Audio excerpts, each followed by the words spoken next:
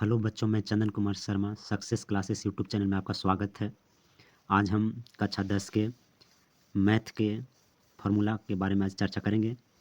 कहा भी गया है कि मैथ का जो फार्मूला होता है और एग्ज़ाम हॉल में से बैठने से पहले एक बार इसे ज़रूर देखें।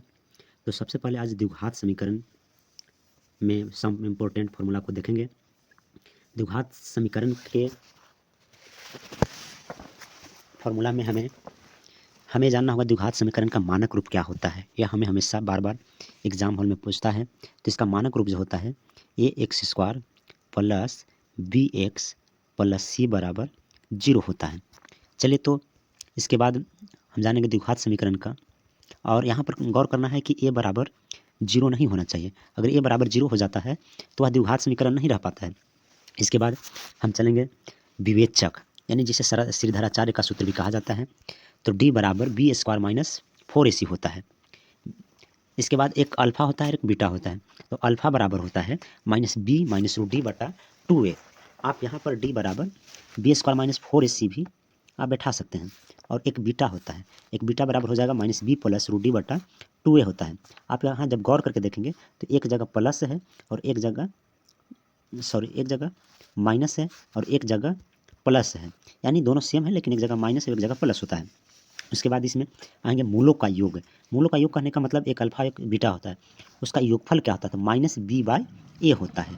मूलों का योग बराबर -b/a होता है। उसके बाद मूलों का गुणनफल यानी अल्फा गुने बीटा बराबर क्या होता है? तो हो जाता है c/a हो जाता है, c/a हो जाता है। अगर द्विघात समीकरण के मूल दिया हुआ रहेगा, एक अल्फा रहेगा एक बीटा रहेगा, तो इसका समीकरण ज्ञात करने के लिए जब हमें कहेगा तब हम इस सूत्र का प्रयोग कर सकते हैं x² minus alpha plus beta into x plus alpha गुने बीटा बराबर 0। आप जब इस सूत्र पर बैठाएंगे तो आपका जो है से द्विघात समीकरण के रूप में प्राप्त हो जाता है।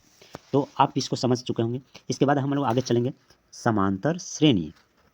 समांतर श्रेणी में हम देखेंगे समांतर श्रेणी में जो सार्वंतर होता है वह समान होता है, तब वह समांतर श्रेणी के रूप में रहता है। तो यहाँ पर सार्वंतर बराबर यानी a2 माइनस a1 यानी दूसरी संख्या माइनस पहली संख्या होता है।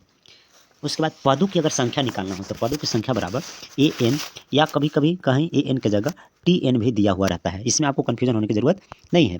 an कहे या tn कहे तो वह होता है a प्लस n माइनस 1 गुने d होता है।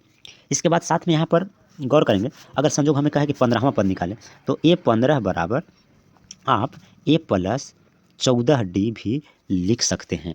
यानी यहाँ पर 15 है तो यहाँ 1 कम कर देना है, या अगर यहाँ 10 रहेगा तो यहाँ 9 कर देना है। ये एक कम टाइम में निकलने वाला एक फार्मूला होता है, यानी n-1 गुने d होता है।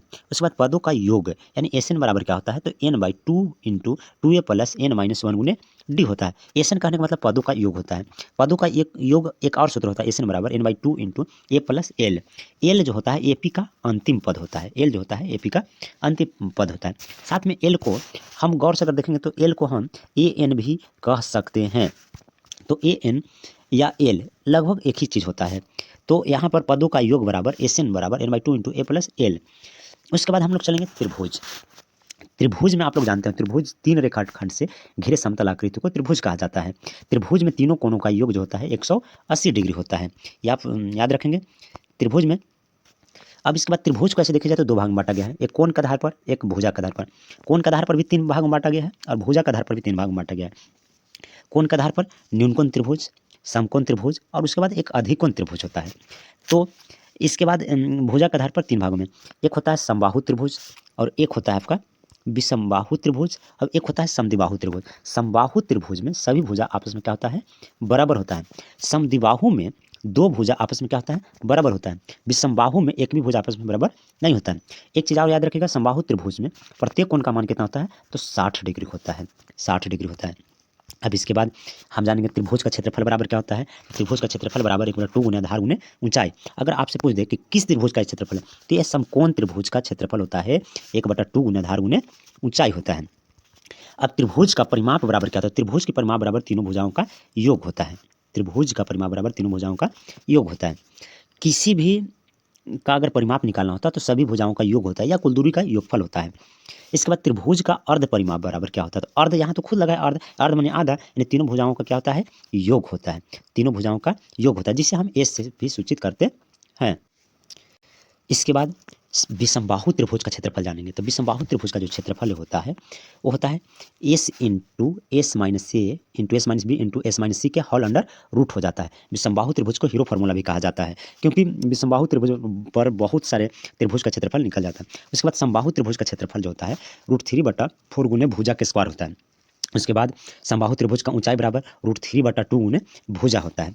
अब इसके बाद हम लोग जो चलेंगे, ये त्रिभुज से जितना भी फॉर्मूला था उस कंप्लीट हो गया होगा। इसके बाद निर्देशांक ज्यामिति यानी कोऑर्डिनेट ज्योमेट्री कहा जाता है। हम इसमें भी बेस्ट फार्मूला बनाकर रखे हैं जो आपको लाभदायक होगा।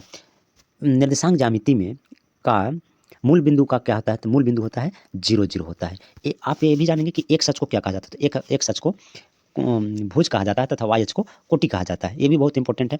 दूरी सूत्र चलेंगे, यानी दो बिंदु की दूरी, एक बिंदु ये होता है, एक बिंदु होता है। अब इसके बीच की दूरी अगर निकालना हो तब इस सूत्र को बैठाई जाती है, यानी d बराबर √x1 - x2 के whole square plus y1 - y2 के होल स्क्वायर होता है, कि होल अंडर रूट हो जाता है।